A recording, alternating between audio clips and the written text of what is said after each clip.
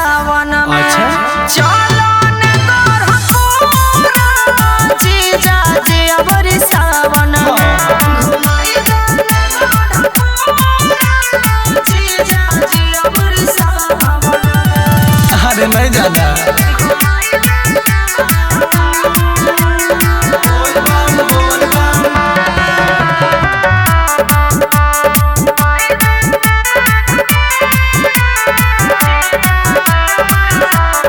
भोले बाबा के दुआरी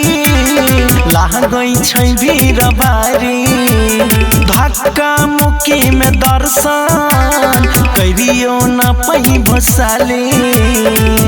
मैजा सुनल छे नाम हर गिरधाम हो जाला चढ़ावे जइबे करबै हम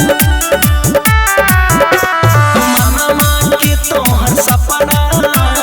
नहीं रहता है अधूरा जीजा जी अबरी सावन में चलो ने गोरखपुरा जीजा जी अबरी सावन में घुमाई देने गोरखपुरा जीजा जी अबरी सावन में घुमाई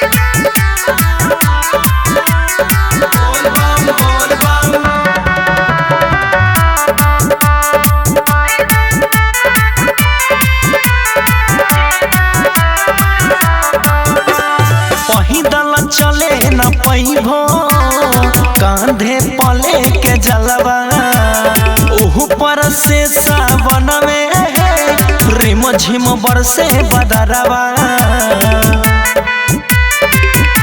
कि भोला के भगती में डोलत रहा चला न बोला बम के जा बोलत रहा मोहनु संगे मुसयादा चढ़ाई हो भांग धतूरा जीजा जी अबरी सावन में चलो ने गोरखपुरा